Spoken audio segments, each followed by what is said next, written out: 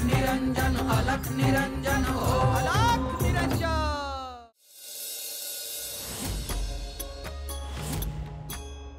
या गुरुवर आपण होता म्हणूनच चरपटी सुखरूप राहिला आहे। माई, चरपटी सुखरूप असणं हे आमचंही दायित्व आहे।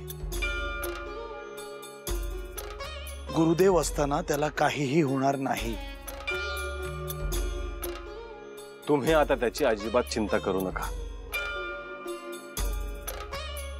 इथेच राहू द्या त्याला।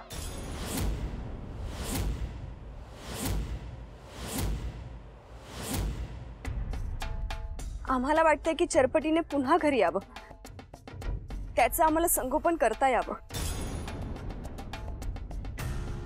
ते शक्य कसं होईल यावर मार्गही आपणच दाखवावा।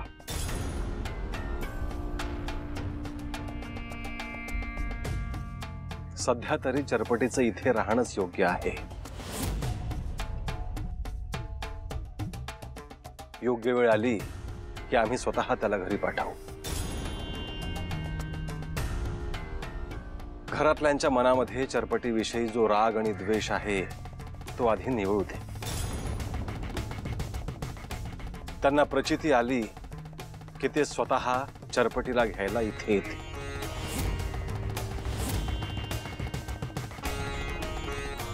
अहो पण याआधी चरपटी कधी वनात राहिला नाहीये। तो सकाळी उठल्यापासून त्यांनी आंघोळ केलीये का, त्यांनी दूध घेतलंय का, तो जेवलाय का, नीट झोपलाय का, सगळं आम्ही पाहिलंय। आणि आता हे सगळं कसं होईल याचीच काळजी वाटतेय। तुम्ही त्याच्या माई आहात, त्यामुळे अशी त्याची काळजी करणं स्वाभाविक आहे। परंतु आता चरपटी गुरु श्री मच्छिंद्रनाथांच्या सहवासात राहणार आहे।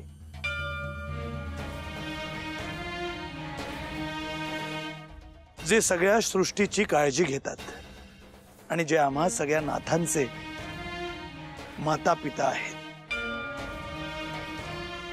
त्यांच्यापाशी आता चरपटी आहे। त्यामुळे तुम्ही निश्चिंत राहा। परंतु यामध्ये चरपटीची काय इच्छा आहे तेही महत्वाचं आहे। आई, मी आता घरी नाही येत, मी तुला शिवालयात नाही तर वनातच भेटेल, काळजी करू नकोस।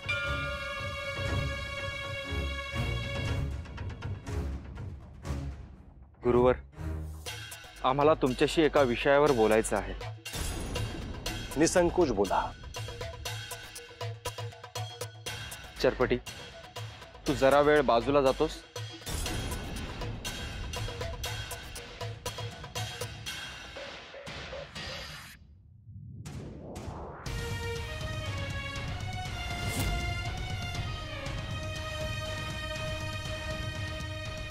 चरपटीने आमच्या पोटी जन्म घेतला नाही हे आम्ही त्याला आजवर कळू दिलं नव्हतं, पण माझ्या आईने ते चरपटीला सांगण्याची भीती घातली आहे। हे त्याला कळलं तर तो आम्हाला सोडून नाही ना जाणार, याचीच काळजी वाटतेय।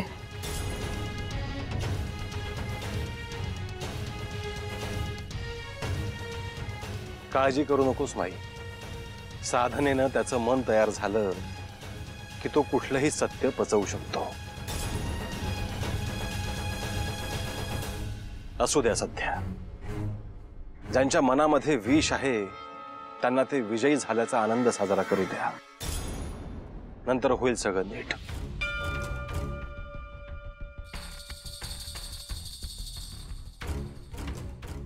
आपल्याशी बोलून समाधान वाटलं।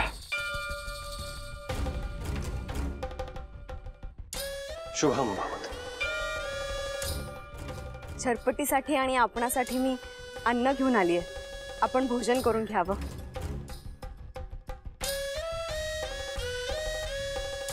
वाईट वाटून घेऊ नका माई, आम्ही परान्न स्वीकारत नाही। भिक्षा मागून जे येतं तेच ग्रहण करतो।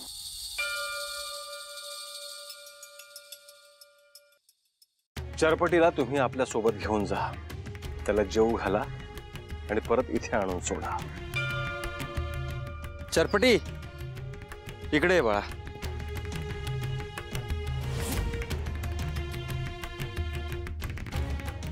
चरपटी चल बाळा, मी तुला जीव घालते.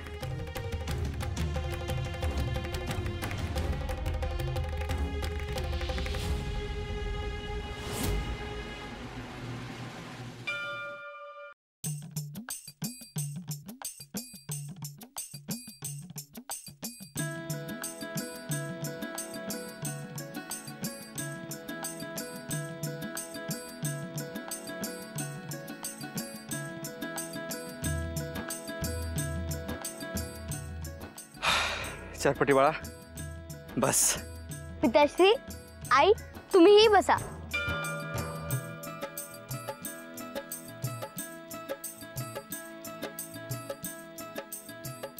चरपटी, अरे बाळा, तू घरी नसलास की आम्हाला करमत नाही रे. तुझ्याशिवाय आम्ही नाही राहू शकत.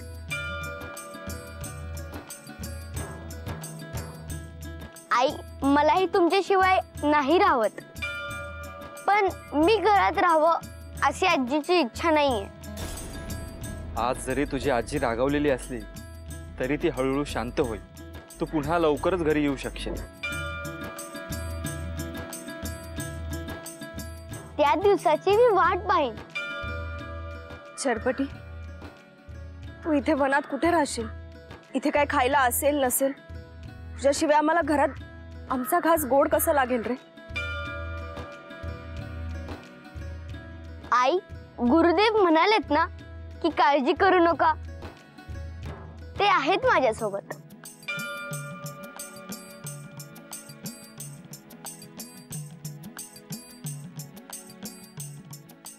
माझा जीव तुझ्यातच अडकलाय रे. तू माझा प्राण आहेस. माझ्यापासून दूर राहिलास तर माझं जगणं अवघड आहे रे. चंद्रा, चरपटीच्या मनाला त्रास होईल असं काही बोलू नकोस आणि तुलाही त्रास करून घेऊ नकोस. त्याला शांतपणे खाऊ घाल.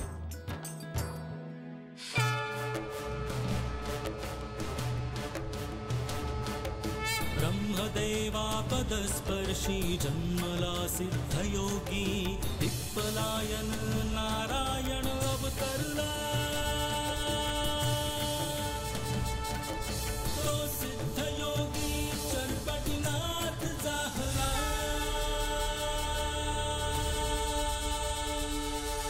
ओम चैतन्य चरपटीनाथाय नमः.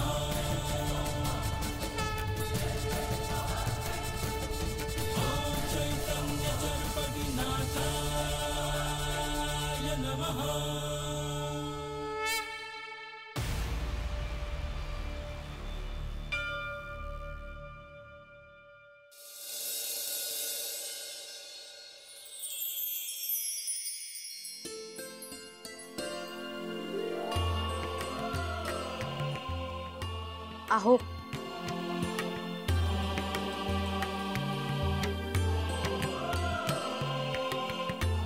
अहो, मला जरा तुमच्याशी बोलायचंय. हो, बोल ना सुमत. अहो, आपल्या श्रीपादवर आता उपनयन संस्कार नको का करायला? हो, करायला तर हवाच. अहो, मग आता त्यासाठी विलंब कशाला करायचा? तो करणं आता आवश्यक आहे. आवश्यक तर आहेच. मग आता मी बोलल्याशिवाय तो करायचा नाही असं तुमच्या डोक्यात होतं की काय? अगं तसं नाही, माझ्या डोक्यातही होतच, पण आपण योग्य वेळेची वाट पाहतच होतो आणि मधल्या काळात एक एक गोष्टी सुरूच होत्या. बरोबर आहे तुमचं, पण मला काय वाटतं माहितीये का, आपण हा विषय आता अण्णांशी बोलून घेऊया. माई गावाकडे गेलीये ना, तिला सुद्धा आपण इथे बोलवून घेतलं पाहिजे. काहीही झालं ना तरी लवकरात लवकर श्रीपादवर उपनयन संस्कार होणं खूप आवश्यक आहे. हो होय, आपण आईंना सांगावा पाठवूया आणि सगळ्या नातेवाईकांनाही सांगावं लागेल. एक प्रकारे फार मोठा सोहळा होईल हा. हे बघा, हा संस्कार होणं जास्त महत्वाचं वाटतं मला. मग आपण त्यासाठी कुणाला बोलवायचं, त्याचा किती मोठा घाट घालायचा हे आपण ठरवू ना. सुमती, आपल्या श्रीपादला ओळखणारी मानणारी खूप लोक आहेत. आपण नाही केला तरी सोहळा मोठा होणारच. मोठ्या प्रमाणात लोक येणार, अन्नदान होणार, यज्ञविधी होणारच. पण त्यासाठी काम सुद्धा भरपूर असणार आहेत बरं का. म्हणजे बघा ना, धान्य घ्यावं लागेल, ते निवडावं लागेल, कांडावं लागेल, अन्नदानासाठी अन्न तयार करावं लागेल, आणि त्या दिवशीची कामं असतील ना ती निराळीच. हे बघा, नाही म्हटलं तरी बरीच लोक मदतीसाठी लागणार आहेत आपल्याला. त्यात माई गावाकडे गेलीये, माईला पण बोलवून घ्यावं लागेल ना. हो हो सुमती, इतकी काळजी का करतेस? होईल सगळं व्यवस्थित, काळजी करू नकोस. जरा शांत. अहो तसं नाही हो, आता आपल्या श्रीपादवर उपनयन संस्कार होणार, तर काळजी तर असणारच ना.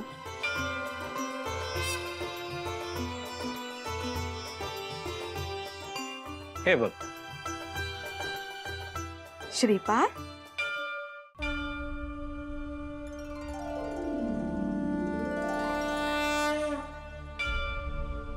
चरपटी, झालं भोजन? होय गुरुदेव.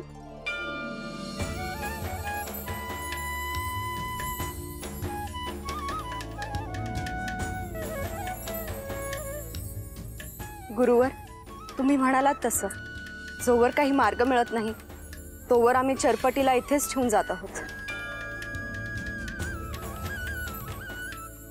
जणू आमच्या काळजाचा तुकडाच आम्ही इथे ठेवला आहे. हे पहा, तुम्ही निश्चिंत होऊन घरी जा. चरपटीची सर्वोत्तम काळजी इथे घेतली जाईल. असं समजा की साधनेबरोबर त्याच्या संगोपनाचं दायित्व सुद्धा आमच्यावर आहे.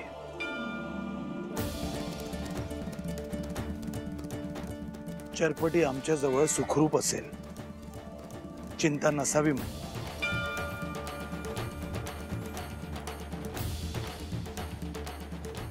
आम्हाला त्याला भेटावंसं वाटलं तर आम्ही येऊ शकतो ना. अर्थात, अवश्य तुम्ही भेटू शकता. आई, घरी जाऊन तू रडू नकोस हा.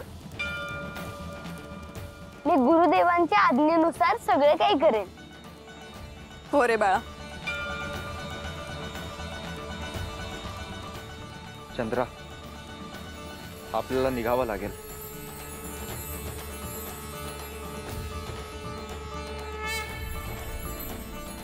शुभम भवतो. चरपटी, काळजी घे. येतो आम्ही.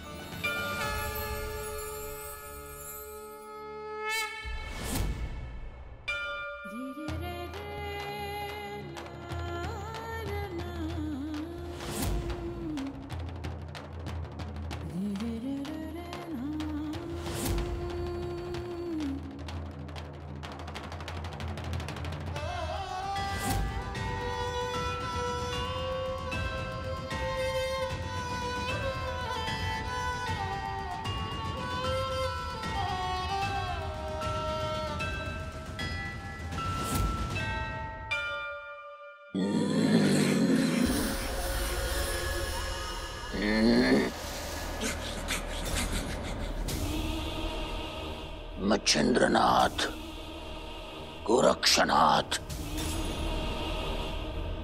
तुम्ही चरपटीच्या रक्षणार्थ आला आहात आणि मला अडवण्यासाठी आलात. पण तुम्ही कितीही म्हटलं तरी मला आणि कलीला आता थांबवू शकणार नाहीत. कारण कलीची शक्ती दिवसागणिक वाढत चालली आहे. त्यापुढे तुमचा निभाव लागणं शक्य नाही. पुढे जाऊन अशी परिस्थिती येईल की तुमच्या मागे एकही माणूस नसेल. कारण लोकांची बुद्धी आता भ्रष्ट होत चालली आहे आणि ती आम्ही करत आहोत. होय,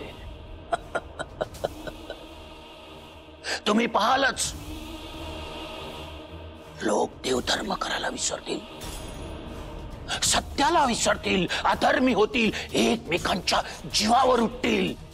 आणि यातच आमचा विजय आहे. गलीत सगळ्या लोकांचा सर्वे सर्वा असेल. मला ठाऊक आहे, लोकांनी तुम्हाला नैवेद्य दाखवला नाही, यज्ञात आहुती नाही दिली तर तुमचं बल वाढूच शकणार नाही. त्यामुळे बघत राहण्याशिवाय तुमच्या समोर दुसरा पर्यायच नसेल. हतबल हतबल व्हावं लागेल तुम्हाला. हतबल हतबल हतबल झालेले असाल. हतबल.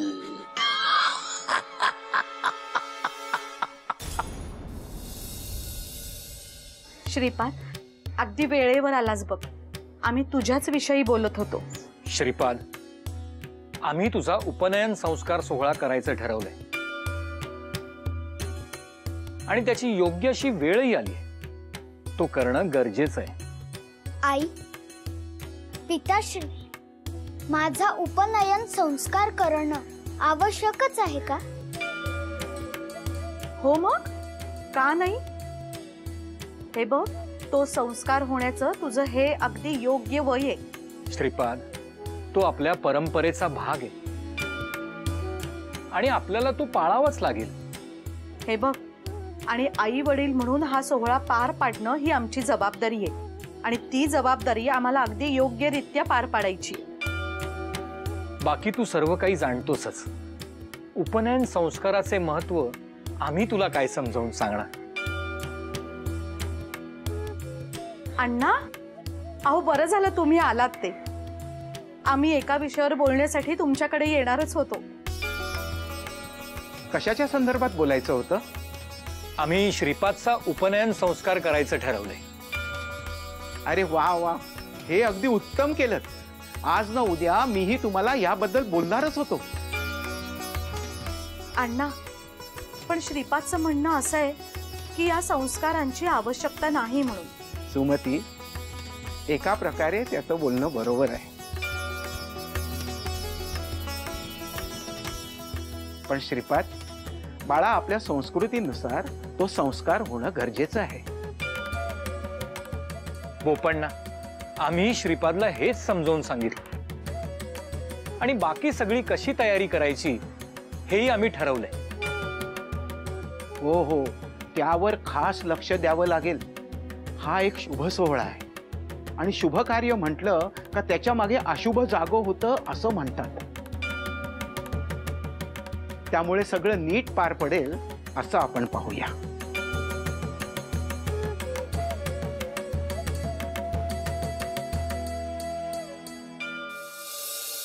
चरपटी, तुला घराबाहेर पडावं लागलं त्याचं तुला दुःख होत असेल, ते साहजिक आहे.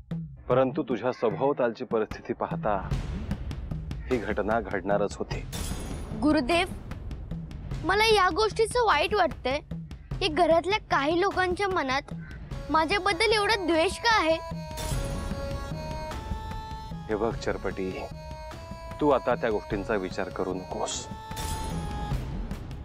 आणि महत्वाचं म्हणजे घराबाहेर पडणं ह्यासाठी घरातले हे केवळ निमित्त होते.